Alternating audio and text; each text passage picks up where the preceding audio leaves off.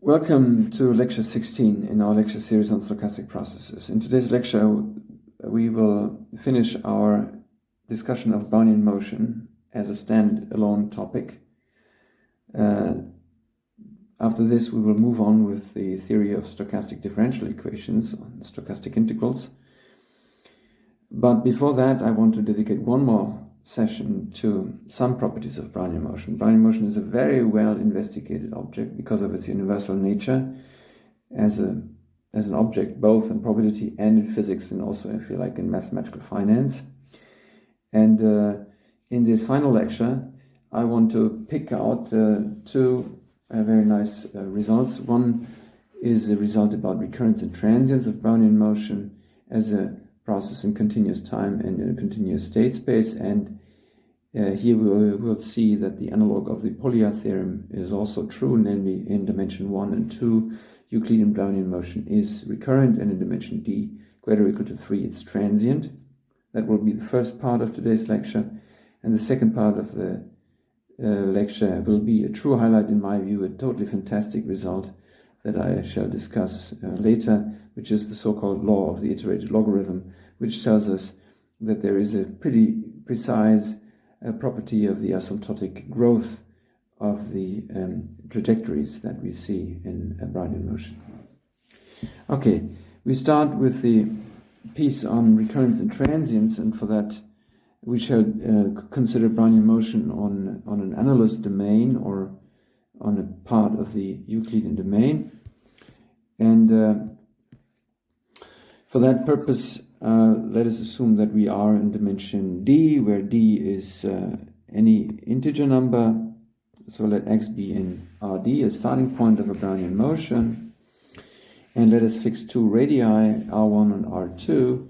And let us assume that we consider the so-called analogous domain, which is a domain of a circle with an inner circle removed. And the two radii which play a role here are called radius R2 for the larger radius and R1 for the smaller radius. This is the picture in dimension d equals 2 and higher, and in dimension 1 we just want to replace this analogous simply by the interval of the positive real line, which is going from R1 to R2. So that would be the picture in d dimension greater or equal to 2, or in dimension d equals 1. We just pick as our analogous domain just this bounded interval. So, and we want to pick a starting point x which lies somewhere in this analogous. So we want to start now a Brownian motion which starts in some point of this annular domain. So here we would have some trajectories. And we can introduce the two stopping times, which correspond to the question which of the two boundaries the Brownian motion exits from this annulus. And this can be equally phrased to be tau 1 is the stopping time where the Brownian motion in absolute value, or Euclidean value, or in distance towards the origin, is below radius R1. That would be the stopping time for the Brownian motion to exit the annulus through the inner circle, and tau 2 is the stopping time when the Brownian motion exits the annulus domain through the exterior circle. And then if we start, in fact, at this position x, we can ask ourselves, what's the probability that the exit of this domain is through the inner circle rather than through the outer circle? So that's the way that we describe this here. So what's the probability for Brownian motion when starting in a point x which lies in the interior of the domain? What's the probability to exit through the inner circle rather than through the outer circle? And it turns out we have a pretty explicit formula which depends on dimension. Namely, in dimension other than 2, we have a formula which looks like this. So it's just effectively some affine transformation of the power function, which involves the modulus of the starting point to an appropriate power. The power is 2 minus d. And for everyone in physics, you know that this is basically the fundamental solution to the heat equation, which shows up here. So it's an affine transformation of the fundamental solution to the heat equation, and in dimension d equals 2, it's the same. So it's again the fundamental solution, which is the logarithm of the absolute value, or the logarithm of the modulus of the argument x, but then transformed in such a fashion that this function satisfies as a function of x the obvious boundary condition, namely this function as a function of x should of course be equal to, should have the value 1, constant 1, if x happens to be on the boundary, on the inner boundary of the annulus, and it should be a function which assumes the constant value 0 when x is taken from the exterior boundary of this annulus. So let me say again, for this probability, for this exit probability, and we ask what's the probability to exit from here, from there, then we see that this probability depends only on the absolute value of the starting point. That's something that is probably understandable from the rotational symmetry of the problem. And we see that it involves exactly the fundamental solution of the heat equation or of the Laplace equation, which we have to scale or subject to an affine transformation in order to match the right boundary conditions. Okay, so that's the statement. That's the first lemma. This exit probability can be explicitly computed in this very concrete form. And why is that true? How do we prove that? Well, we fix this annular domain. So the argument is essentially the same in all dimensions. And then we consider a function phi, which we define on the boundary, which on the boundary of this annular domain, which on the interior boundary, on the smaller ring, or the smallest sphere, is defined to be 1, and on the exterior sphere it's defined to be the 0 function. And then we want to consider the function which maps each starting point of the Brownian motion to exactly this probability of exiting the annular domain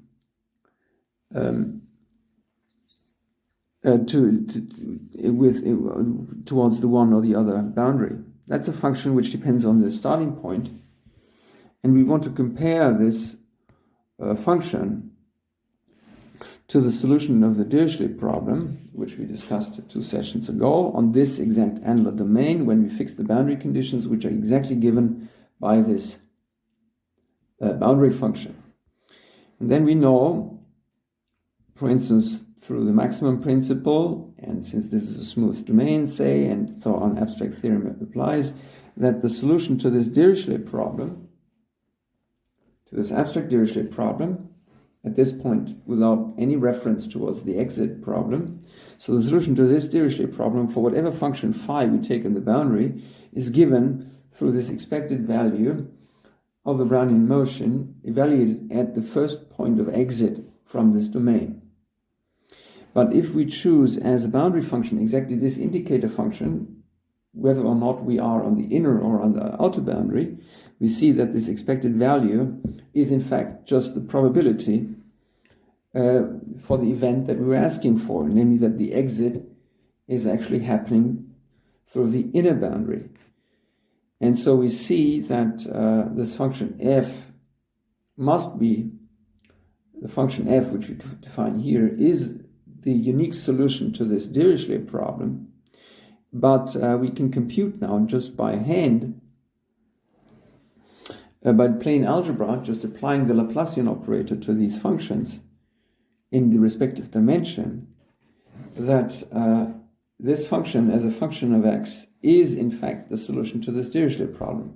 So by identification, the unique solution of the Dirichlet problem, or by actually computing the explicit solution to this Dirichlet problem for this very special special setup, so by our analytic knowledge about the solution to this Dirichlet problem, we can in fact identify these probabilities with these explicit solutions, and that gives the claim. And as a corollary to this result, we can right away and directly conclude that the d-dimensional Brownian motion is recurrent if and only if dimension is less or equal than 2. Okay, how do we prove this using this explicit knowledge about the exit probabilities? Well, what we do is we fix this analy and let the radius of the exterior sphere tend to infinity. So we take the limit of these previous expressions for the outer radius to infinity. And then this probability here, this limit of these properties will be the probability for the Brownian motion to visit an infinitely far away radius, to go infinitely far away, before ever returning back to this inner radius, or making a transition towards the inner radius for any given starting point x. And if you look at the analytic expressions of these probabilities, you see that there is a transition from dimension d equals 1 or 2 to the situation when d is greater or equal to 3. Because in the case when d is greater or equal to 3, this exponent for the second radius in particular becomes negative, which means that this exponent or this whole R2 expression vanishes when we send R2 to infinity. If not, then this R2 exponent will grow. This R2 function will grow and will dominate the limit when we send R2 to infinity.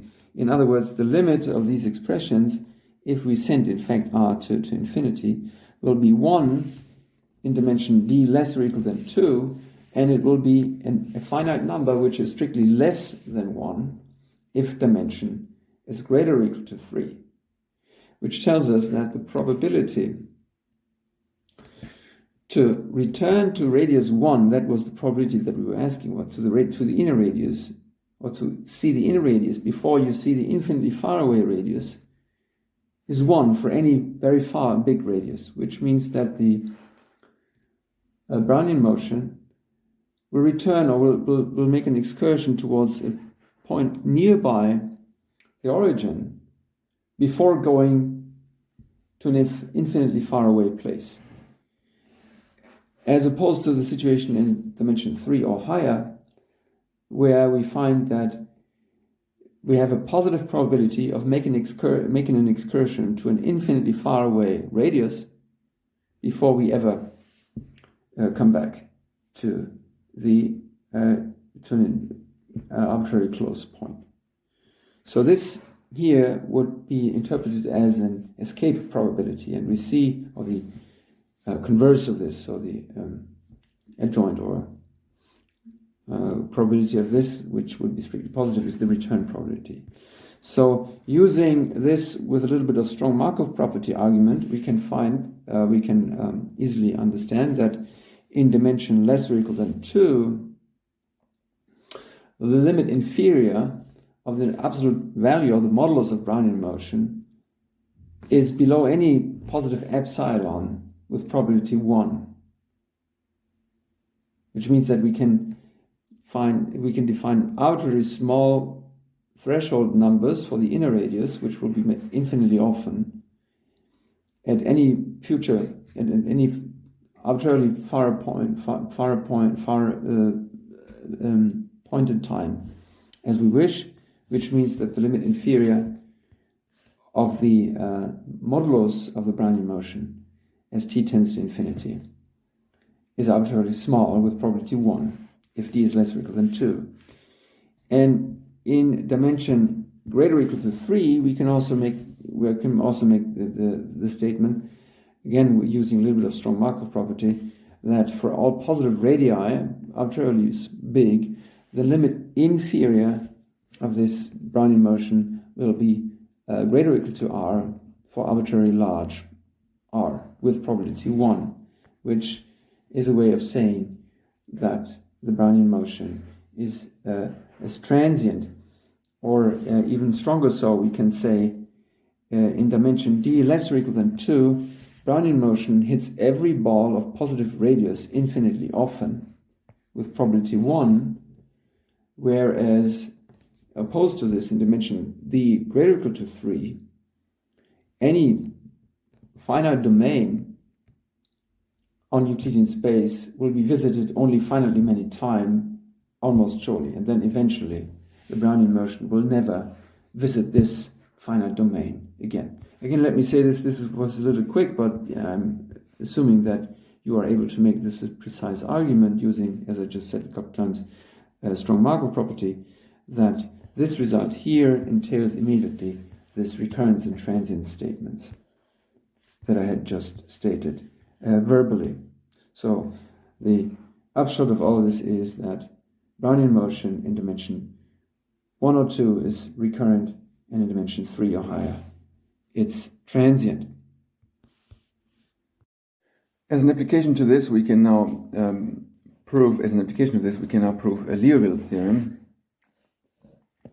which says that there is no non-constant bounded harmonic function on the two-dimensional plane, for instance.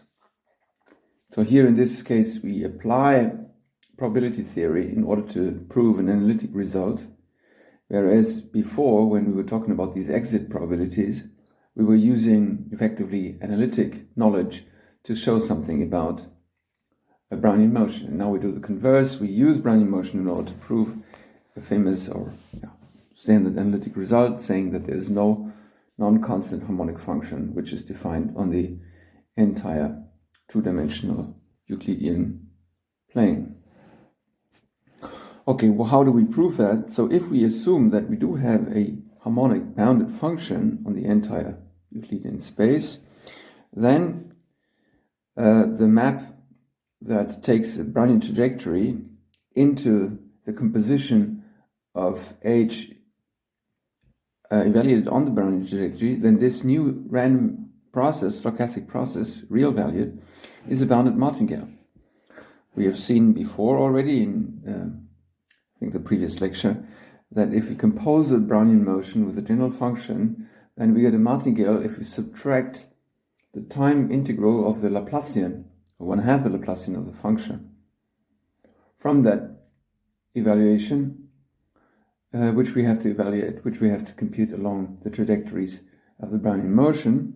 But if the Laplacian of the function is 0, then obviously we have nothing to subtract, and therefore the function h is a martingale. H of bt is a martingale. But h is bounded, so therefore this is a bounded martingale. It has values which are uniformly bounded. And therefore we know that it is closable by our closability condition on martingales. And in particular, we know that there is a limit which is obtained by evaluating the trajectories or letting the time parameter in the trajectories tend to infinity. So h of bt has a limit when t tends to infinity, which is a random variable h infinity. But on the other hand, we know that this bt trajectories, they visit every ball of whatever size infinitely often on the two-dimensional Euclidean line. So in particular, if we have 2 points on R2 on which the function h assumes different values, then we have 2 oscillating values which this h functional on the Brownian trajectories may assume. So in particular, this excludes the possibility of a limit because of this infinitely many visits of the Brownian motion to any point. So therefore the function h must be constant if this limit of the evaluation of the Brownian motion along trajectories really exists. And that's the conclusion or the proof of the claim. After this rather quick discussion of recurrence and transience behavior of Brownian motion on the Euclidean space, I want to present now a second topic, which is the law of iterated logarithm for Brownian motion. And I think that's a really fantastic result and quite remarkable. And even it is partially involved to prove the statement is so fantastic and so astonishing that I think that everybody should have seen this as a very particular fact about Brownian motion. And as a matter of fact, it's not so particular, or it's not so special to Brownian motion.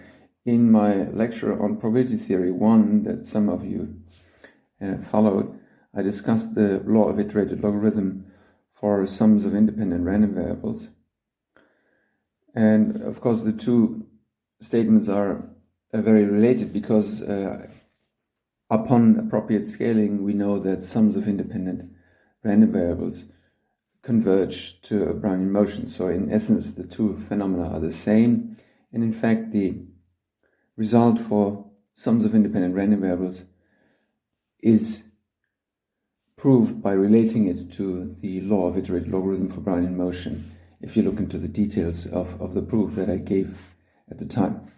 So here I want to prove it for the case of Brownian motion. And the statement of the theorem is as follows. So if you have a standard Brownian motion, so start in 0, say, then if you divide the value of the Brownian motion, bt, by a very particular function, which is the function that maps t, the time parameter t, into the value square root of 2t times log of log t. So that's why it's called iterated logarithm. So you iterate the logarithm here. So if you divide bt by the square root of 2 times t times log t, then the limit superior of this is 1, which means that for time tending to infinity, the Brownian trajectory spends as an upper accumulation points is arbitrarily close to this function 2t log t, but not bigger than this function. And since Brownian motion is symmetric with respect to reflection at the origin, we can also immediately deduce from this that the limit inferior of Brownian motion divided by the same deterministic function is -1. So in other words, if you look at the trajectories of a Brownian motion, and if you plot the function t goes to square root of 2t log t, or on the lower part of the diagram you plot the negative of this function 2t log t, which is the black curve, then all realizations of the Brownian motion will oscillate between these two limiting shapes, and it will be arbitrarily close to both of these curves, so infinitely often, but the number of times when it transgresses those limit lines will be finite almost surely. So in the end it says exactly what you see here in this simulation, that the growth of the Brownian trajectories, or the Brownian trajectories, will visit these limit lines infinitely often, both the upper and the lower limiting line, and will have finitely many occasions only when it actually transgresses this number, or these curves. So it's quite a remarkable and fantastic result that for any realization of Brownian motion you have this limit shape, which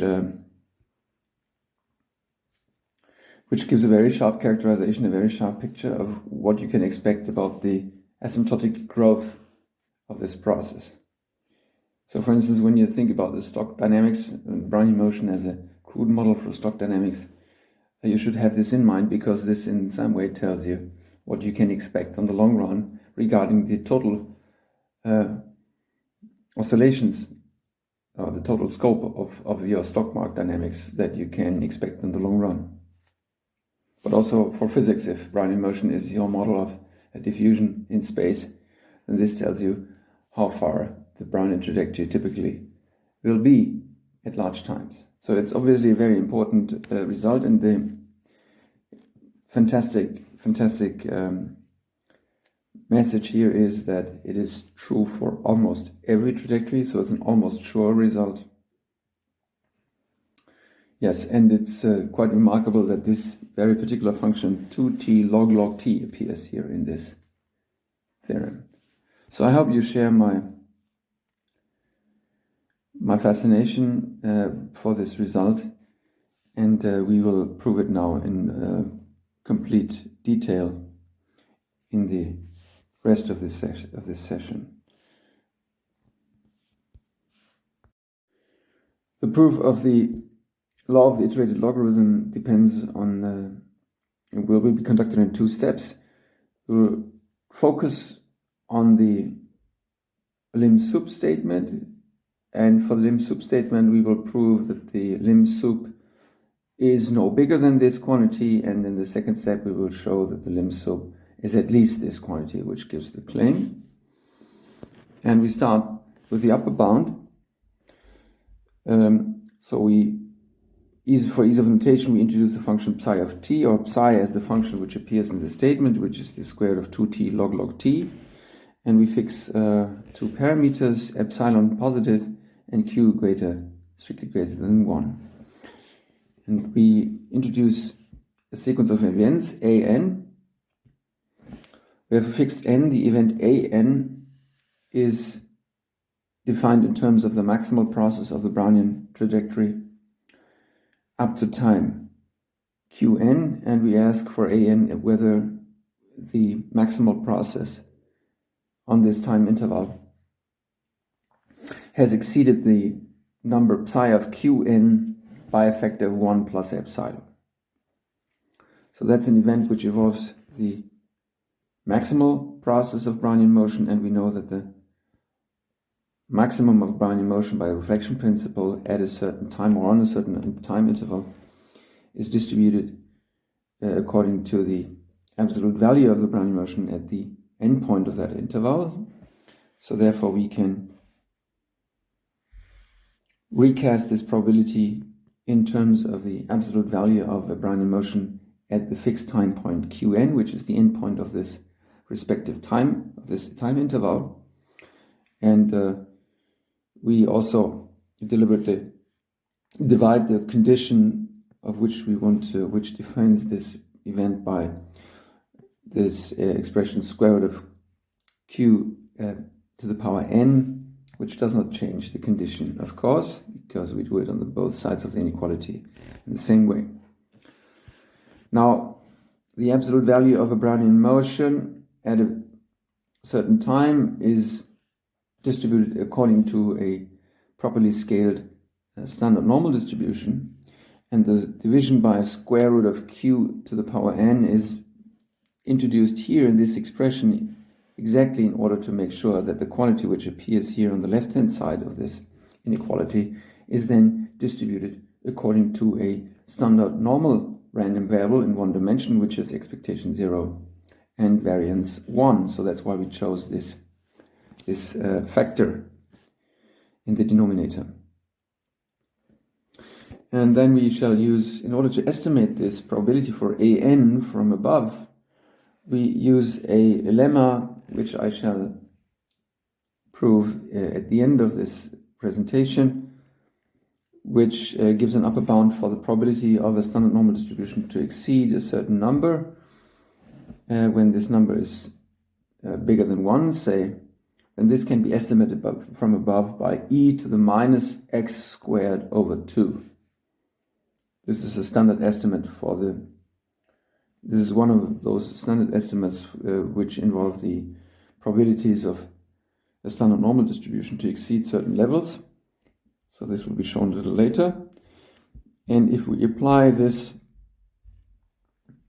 to the case when x is exactly this number, and introduce and just multiply or just insert this x value into this formula, we get an upper bound for this probability, which looks like this. And here you should note that the square root of qn cancels with this square root in the definition, the square root of the 2 times qn in the definition of this psi function.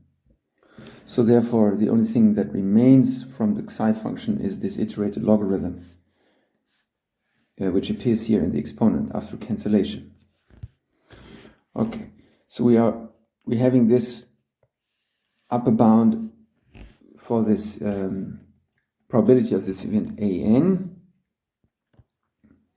And if we just do the algebra and rewrite this exponential term, which involves this double logarithm, we see that this is the same as 1 over n times log of q raised to the power 1 plus epsilon square.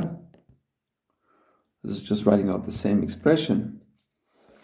And this in particular means that as a function in n or as a series in n, these upper bounds are summable because you have 1 to the power n raised to an exponent which is strictly bigger than 1. So therefore, this sums of individual probabilities of this event En, this sum is finite, so it's a summable sequence, these individual probabilities. And then by this Borel-Cantelli lemma, which we discussed already in the previous session, and I will prove it to you in full detail a little later again at the end of this session. And by the Borel-Cantelli lemma, we know that the lim sup event of this sequence of events has probability 0. Now the lim sup event is by definition the collection of all those realizations of randomness which appear in infinitely many of those events an. That's the verbal description of the lim sup event. So if the lim sup event has probability 0, it means that for almost all realizations of randomness, for almost all omega, there exists a certain maximal index m0 for that omega, such that for all indices which are bigger than this index m0, the given omega will not be contained in any of those further an events. So again, if the lim sup event has probability 0, it means that with probability 1,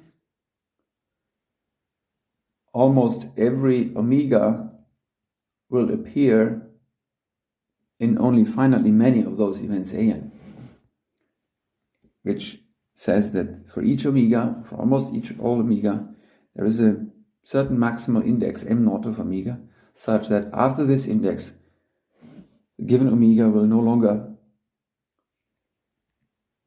be in any of the subsequent events an. Okay, now let's keep that in mind, and let now for large t, suppose t is a very large number, let now n, an index n, be chosen that the given t lies in between two such powers of the q parameter. And then we want to make a statement about this quotient of bt over psi t. That's the actual subject of the statement of the theorem. And then we just multiply by 1 by just extending this fraction by certain ratios. So we write bt over psi t as a bt over psi of qn times psi of qn over qn times t over psi of t times qn over t. And this is then, by what we have just seen, no bigger than 1 plus epsilon times q. Why is this the case? Well, b of t over psi of qn, this ratio is obviously, if qt is below qn, as we had chosen the qn here, so bt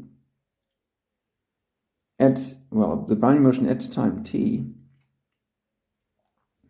is no bigger, or is obviously less or equal to the maximal process of Brownian motion up to time qn.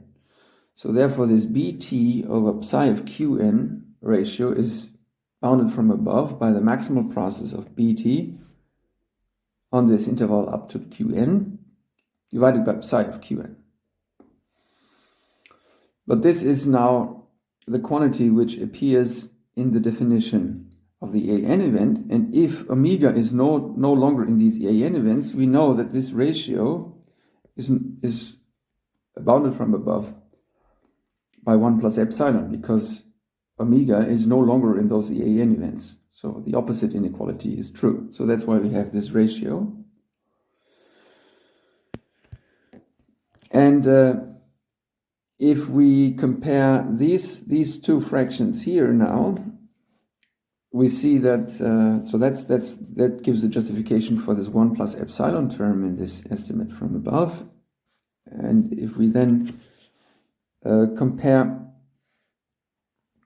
these two fractions which appear here in this two remaining factors, it's the ratio of psi of t divided by t, appearing twice here. This ratio here is evaluated on the parameter t equals q to the power n, and here we have the same ratio, but the inverse of that, evaluated on the time t. And if you look at the definition of psi, you will see that psi of t over t is a decreasing function, at least if t is large enough. So therefore, we evaluate here this decreasing function at a position q to the power n, which by definition of q is greater or equal to t, and this ratio or this function is then divided by the value of this function at the smaller time parameter. And since this is a monotone decreasing function, we see that this ratio is in fact less or equal to 1. So therefore this can be estimated from above by 1. And what remains is the ratio of Qn over t, but again by the choice of Qn, we know that this ratio is less or equal to 1. So therefore, this ratio of correction is not less or equal to 1. What we do here is we write this q to the n times t as a q to the power n minus 1 over t times q, and this ratio, q to the power n minus 1 over t, this ratio is bounded from above by the choice of q by 1, so therefore the factor q alone is remaining. So since, as I just said, for almost all trajectories, so for almost all omega, this inequality is true for eventually all indices n, we find that the lim sup of bt over psi t is bounded from above by this ratio, by this number 1 plus epsilon times q. That's correct for almost surely, as a consequence of the fact that the lim sup event of those an events has probability 0.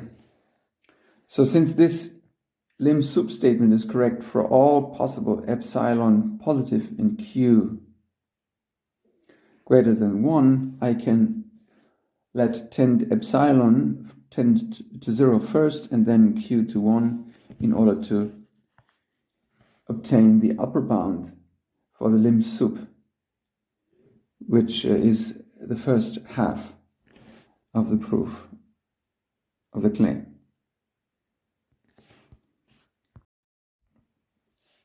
Now we want to prove the lower bound, so we want to show that the lim sup of these ratios is greater or equal to 1.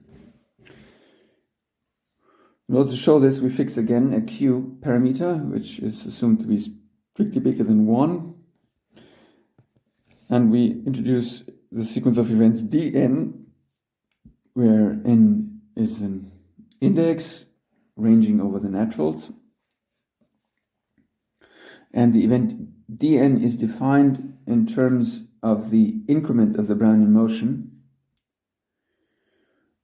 on the time points that correspond to the sequence of powers of this q parameter. So dn is the event that the Brownian motion at time q to the power n,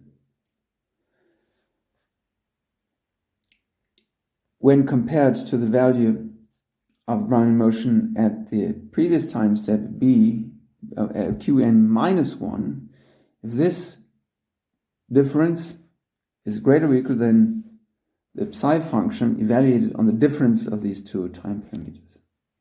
So that's a growth event. So we ask, is it so that the increment on these two time points exceeds a certain number? And this is an event which, as I just said, is formulated in terms of the increment of the Brownian motion on this two time points or on this time interval. Now we use again the fact that we can estimate standard Brownian or standard normal distributions, or the probabilities for the standard normal distribution of a random variable to exceed a certain number, in this case from below. So we use the claim that I shall prove also at the end of this session, that if we have a standard normal distributed random variable psi, and we ask what's the probability for this standard normal to exceed the value x, where x is arbitrary, then this can be estimated from below by e to the minus x squared over x times a certain constant where the constant does not depend on x, if x is sufficiently large, for instance greater or equal to 2. So we had an estimate for the same event in the previous part of the presentation of the proof, but in that case we were asking for an upper bound for this probability. This statement here gives a lower bound for this probability, and here we have an additional factor 1 over x in the, or as a factor of 1 in x in the denominator of this estimate. Okay. I shall prove that lower bound for this probability of a standard normal also in the remainder of this presentation. So, but let us use this estimate now for the event dn. Why can we do that? Well, as before, we know that, or in a similar fashion as before, we know that this increment by the properties of Brownian motion is distributed like a standard normal variable which has variance given by the difference of these two time points. So therefore, if we divide by the square root of this difference, we get a random variable which is standard normal distributed with variance 1. And so therefore this probability of dn event is the same as if we write it in terms of a standard normal distributed random variable psi, where, as I just said, we have to make sure that we have the right scaling, which is obtained by dividing by this square root of difference parameter. And then we can apply the previous claim that we have a lower bound on this probability in terms of this e to the minus x squared operation. And if you do the algebra here, you find that, or just insert this definition of the q, you find that this is given in an expression like this. It's e to the minus log of qn minus 1 divided by square root of 2 log qn minus 1.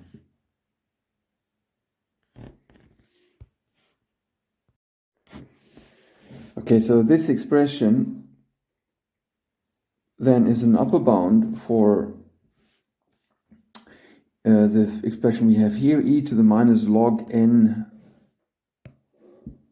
log q, which is obtained from the corresponding expression in the enumerator above by just omitting the term which is subtracted here, which means that the exponent of this e expression is made greater.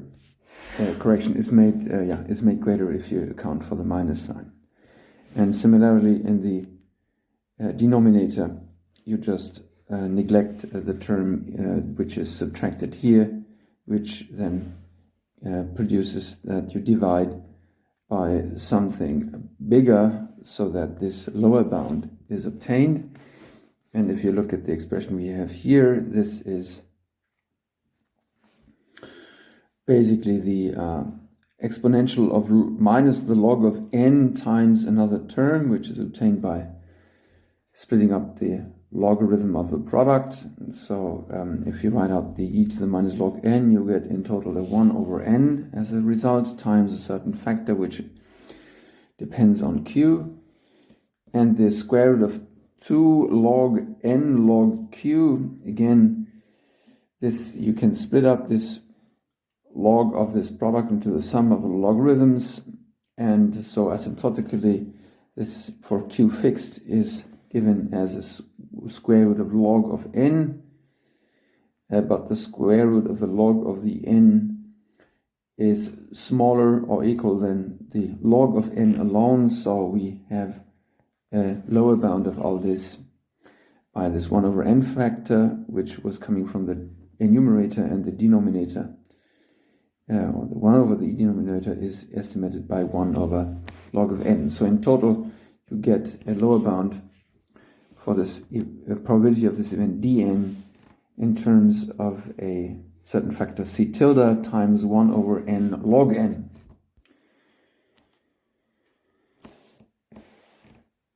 In particular, the sum of the probabilities of the dn events is bounded from above, from below, by c tilde times the series of the sum of the series 1 over n log n, and by the integral criterion for series, we see that this series is actually diverging. So why is that good for the conclusion we want to make? Well, we have considered a sequence of events dn. This sequence of events dn for different indices n and n prime, or for different indices n and m. These different events are independent, stochastically independent, because they are dealing with increments of Brownian motion on separate time intervals. Hence, those sequence of events is independent, and the probabilities for these sequence of events are not summable. This is the contrary case of the Borel-Cantelli lemma, or it's also sometimes called the second Borel-Cantelli lemma, which for independent events says that if the probabilities of this sequence of events are in fact not summable, then the probability for the corresponding lim sup event is 1. So let me say it again. If you have a sequence of events whose probabilities are not summable and which are independent, then the probability for the lim sup event of this sequence of events is 1. This is the opposite case as in the first Borel-Cantelli lemma. The first Borel-Cantelli lemma was asserting that if the probabilities for this sequence of events are summable, then the lim sup event has probability 0, and here we have the opposite statement, namely if the probabilities of this sequence of events are not summable, then the lim sup event has probability 1. But this conclusion is correct in general only under the additional assumption that this sequence of events is independent, which is the case here. Okay, so we can conclude that the lim sup event has probability 1. So this means that for almost all omega, there will be infinitely many indices n prime, or there will be a certain subsequence of indices n prime, say, which in general will depend on the realization of randomness omega, such that this given omega will lie in infinitely many of those dn events which come from this subsequence n prime. Now, if we look at the definition of the dn event again, we see that this inequality, which we have here, will hence be satisfied for infinitely many indices n, or n prime. So for infinitely many n, we have that this inequality is in fact true, which we write out in this fashion, which means that the value of Brownian motion at this second, or at the bigger of the two boundary points of this interval, is greater than the Brownian motion in the left boundary point, plus this additional function which depends on the size of this interval. Now, in order to estimate this further from below, we use the fact that we use the upper bound that we had established in the first step, which said that BQN at this time is greater or equal to minus 2 times psi at this terminal point of the interval, or the point of the interval Qn minus 1. This is correct because we had already convinced ourselves that the lim sup of the Brownian trajectory is no bigger than this. So therefore the lim inf of the trajectory is no smaller than this, the function psi, but we allow for a little bit of flexibility, so we don't write a 1 plus epsilon here.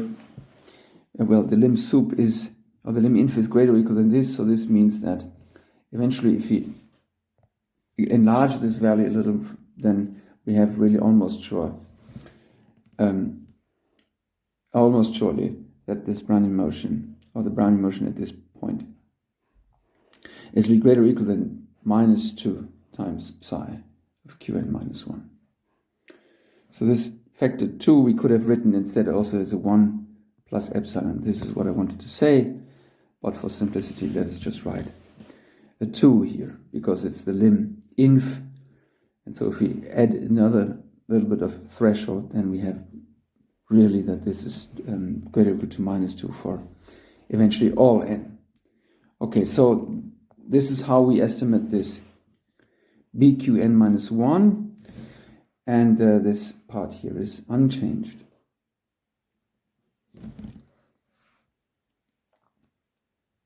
So hence, if we divide the value of Brownian motion at this time point Qn by psi, evaluated at Qn, which is the quantity at interest in the statement of the iterated logarithm, obviously we get the corresponding lower bound that we had established before at this level divided by the same quantity. And now we look onto the right hand side. Well, we want to estimate this by terms which we can understand better. So we have a sum of two terms. On the right hand side, the one term is this ratio of psi to the Qn minus 1 divided by psi to the evaluated Q raised to the power n. In order to estimate this term, we multiply by 1 by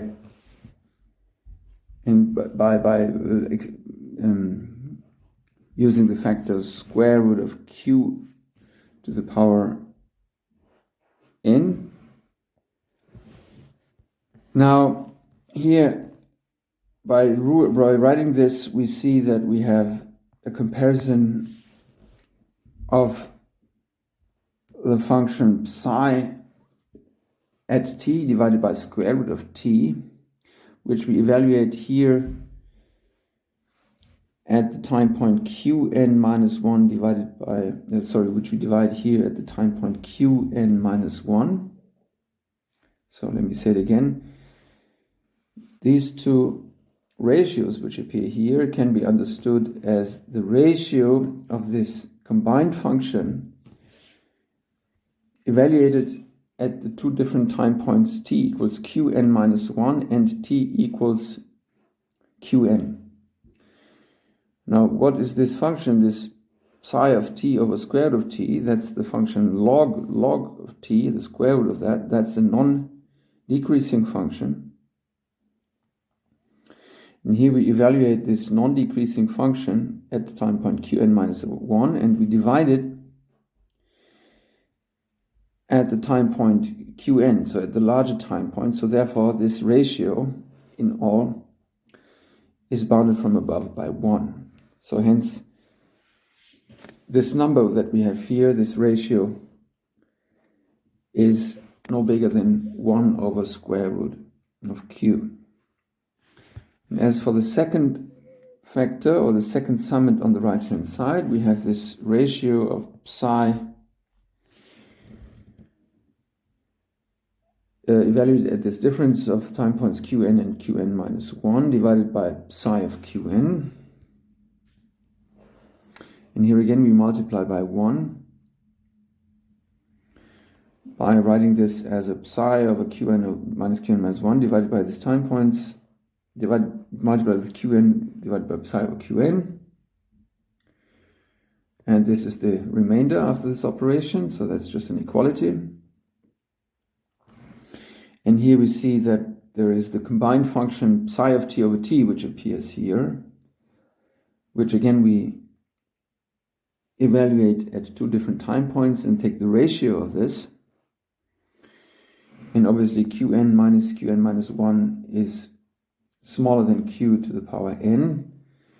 And the function psi over t divided by t, this is square root of log t over square root of t. That's non-increasing for large enough q or for large enough t.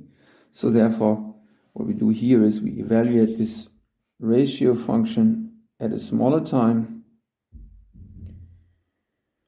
and divide that ratio function by a larger time, which means that by the non-increasingness of this function, that this ratio is actually greater or equal to 1. So therefore, this whole product is greater or equal to 1, and we therefore obtain the lower bound, that this whole expression is greater or equal to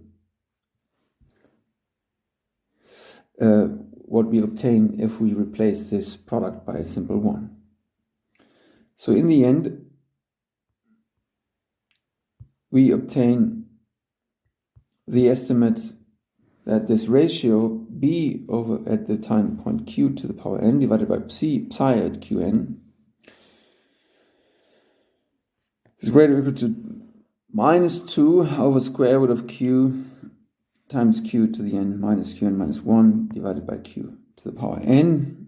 And this is the same as 1 minus 2 over square root of q minus 1 over q. And this inequality is correct for almost all omega for infinitely many n.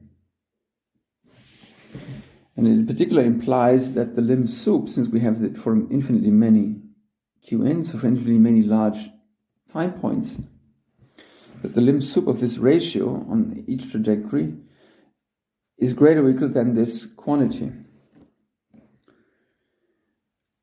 this inequality is correct, hence almost surely. So this inequality that the lim sup of this ratio, this is greater or equal than this term on the right hand side, which involves now the q, or a certain expression for the q parameter. And hence, if we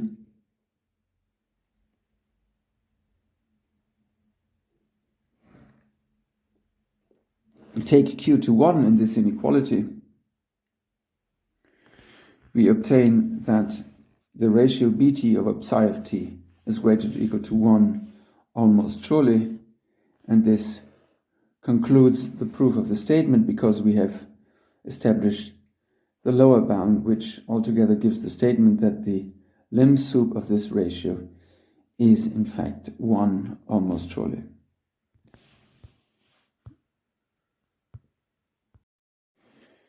It remains to give proof of the two lemmas which we used in the course of this proof, the Borel-Cantelli lemmas and its two variants that we used, and also the two estimates on probabilities involving standard normal distribution. Let's start with the Borel-Cantelli lemma, which deals with the lim sup event of a sequence of events. So let an be a sequence of events in a probability space, and let the lim sup event be defined as follows. So for a fixed parameter n, fixed index n, we introduce the event which consists of collecting all events, or taking the union of all events after that fixed time parameter n, or including that experiment, which probably could be called the tail union. So we take the tail union event for all events with index greater or equal to n, and then we take the intersection of all these tail unions. And if you think about it, it's exactly the realizations of randomness, little omega, which appear in infinitely many of those an events. That's exactly what this lim sup event is describing. And the Borel-Cantelli lemma in its first version says that if the sequence of probabilities for those individual events of which we can compute or consider the lim sup, if that is summable, if this sequence of probabilities is summable, then the lim sup event has probability 0. The converse statement deals with the case when these probabilities are not summable. Then we can obtain the converse statement, namely that the lim sup event has probability 1, is an almost sure event, or a sure event. This conclusion is correct under the additional assumption that this an sequence of events is an independent sequence. This is the second instance of Borel-Cantelli lemma. So that's the converse. It's sometimes called the converse statement of Borel-Cantelli lemma, but it's correct. The second assertion, let me say it again, is correct in generality only if the an events are supposed to be independent. Okay, let's prove statement number 1. For better understanding, let's introduce the event curly AK, which is exactly this tail union of events AM when we start collecting, or when we start building the tail with index starting from k. Then this tail union, then the sequence of tail unions, where k is the starting index for building the tail union. This is a decreasing sequence of events, so they are contained in one another if k is tending to infinity. So it's a monotonic decreasing sequence of events, and it converges in the sense of the infinite intersection to the lim sup event. So this convergence is correct in terms of a monotone convergence if you think, for instance, of the indicator functions. Now, by continuity of measure, or if you like, by monotone convergence, if you think about the corresponding indicator functions, we know that the probability of the lim sub event is therefore the same, or is obtained as the limit of the probabilities of these tail unions, of these tail union events. The tail union event is a countable union of constituting events, and by sigma sub-additivity of the probability measure P, this probability of this union is bounded from above by the sum of the probabilities, where we sum from the starting index k to infinity, where k is the index where we start collecting, or where we start building the tail union. But this is the remainder. So if you look at this, this series, or this series is the remainder of a series which is converging. So therefore, the limit when you send the starting index of summation to infinity, this limit is 0 because the sequence is converging, which is actually the claim. So hence we find that the lim sub event has probability 0. That's the first Borel-Cantelli lemma. For the second Borel-Cantelli lemma, let us introduce this truncated tail union event, which I denote by AKL. So it's the tail union in a way that we truncate at the level L, when L is greater or equal to K. So it's the union of all these events AJ when J is ranging from K to L. Now if we send the upper index L to infinity, then this AKL is converging monotonically to this tail union event AK. And by De Morgan's rule, the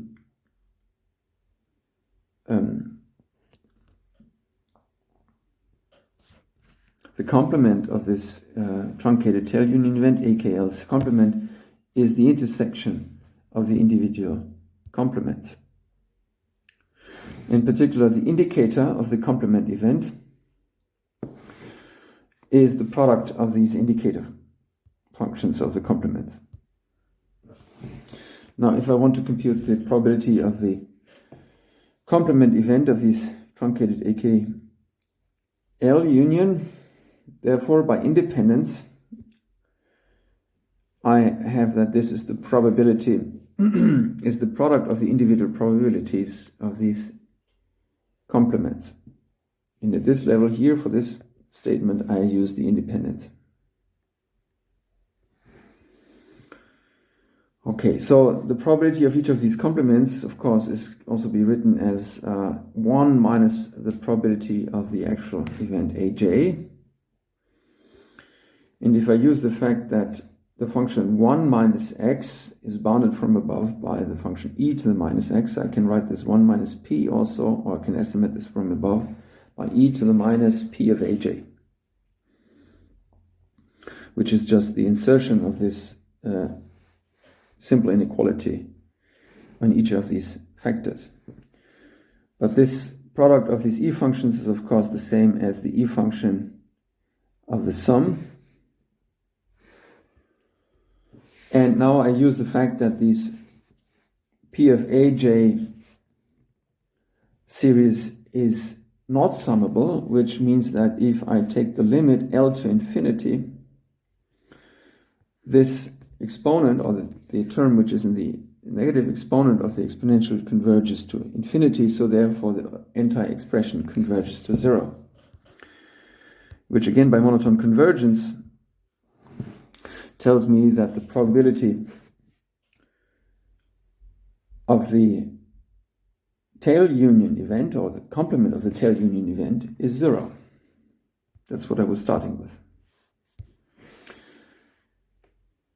hence the probability of the tail union event alone is 1 for all k. And again, by monotone convergence, since the AKs converge in a monotone fashion to the event, to the lim sup event, I can apply monotone convergence or continuity of measure to convince myself that, or to establish the claim that the lim sup event, or the probability of the lim sup event, is the limit of the probabilities of the approximating events, of the monotone approximating events, that this is in fact 1, which was the claim.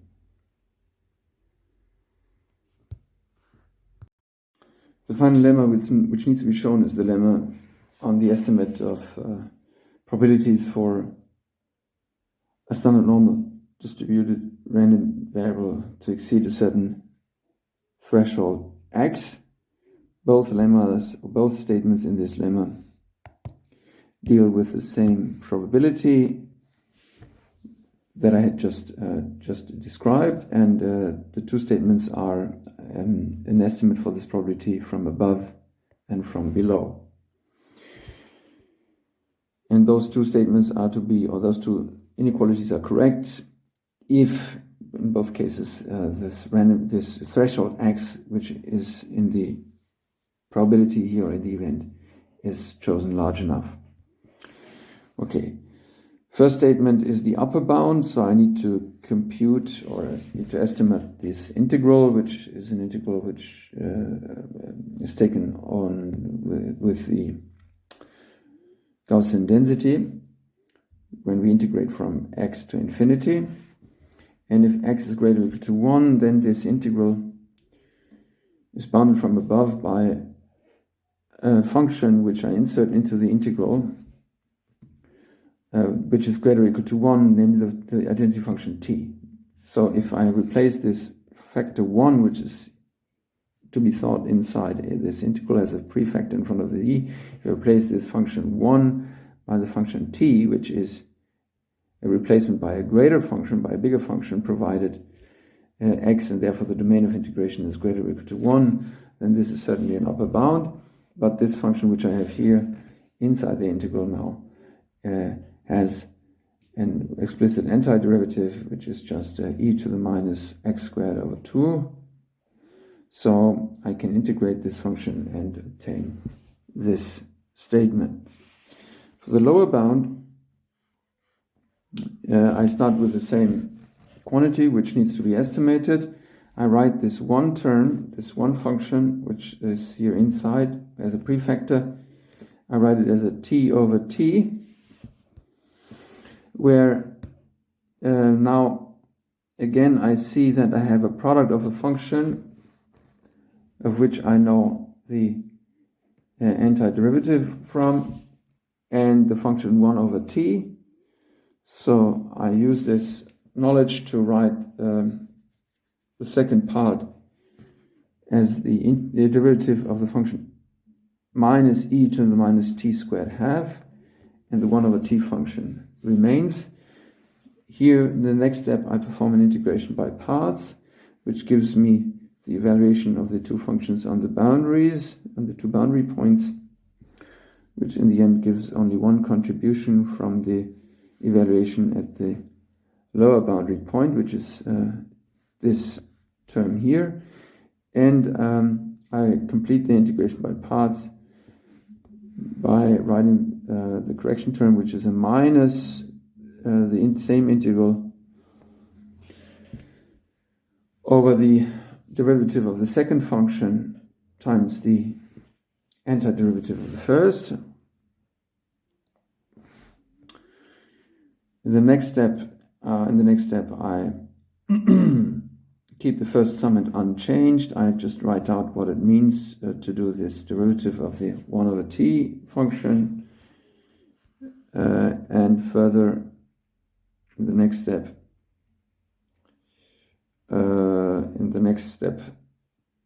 I just account for the minus sign. Okay, so that's where we are, and now I want to estimate this term. So I see that this term on the first summand here is already the expression that I was trying to identify in the upper estimate, and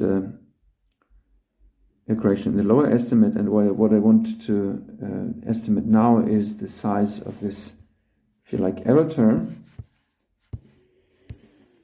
Well, the error term is a minus of the integral which I write now. It's a 1 over square root of 2 pi times this integral. Now, if I want to have an estimate from above, I can say that 1 over t squared for x larger or equal to 1, this 1 over t squared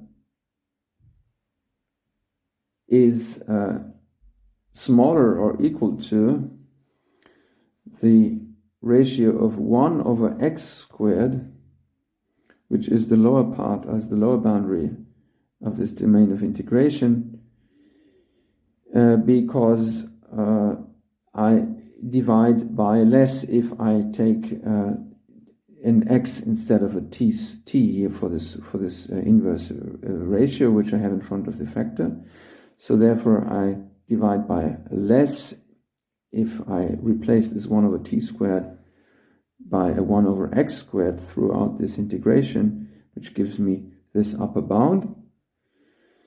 And by a similar discussion as above, or just by invoking the estimate that we had shown at the very beginning, I know that this integral for x greater equal to 1, this integral which appears here, is bounded from above by e to the minus x squared over 2. So here I'm using this little argument which gave me the upper estimate. So in total, this error term is estimated in absolute value by this number, 1 over x squared e to the minus x squared over 2. And if x is greater or equal to 2, say, or square root of 2, then this 1 over x squared, one of the two factors, is certainly less or equal than a half. So in total, the whole error term is estimated from above by 1/2 of 1 over square root of 2 pi 1 over x times e to the minus x squared, which is of the same shape, of the same type as the term which appeared on the left-hand side as the first summand. So therefore, if I put the two terms together, accounting for the minus which was appearing in terms of in front of the error term, I get that the whole integral is greater or equal to 1/2 times 1 over square root of 2 pi 1 over x e to the minus x squared, and this is correct, if I'm not mistaken, not only for x greater or equal to 2, but x even greater or equal to square root of 2. So that's the second estimate, which gives an estimate for this standard normal probability, and this completes the proof of the law of the iterated logarithm. So I hope you enjoyed not only the statement but also some elements of the details of the proofs.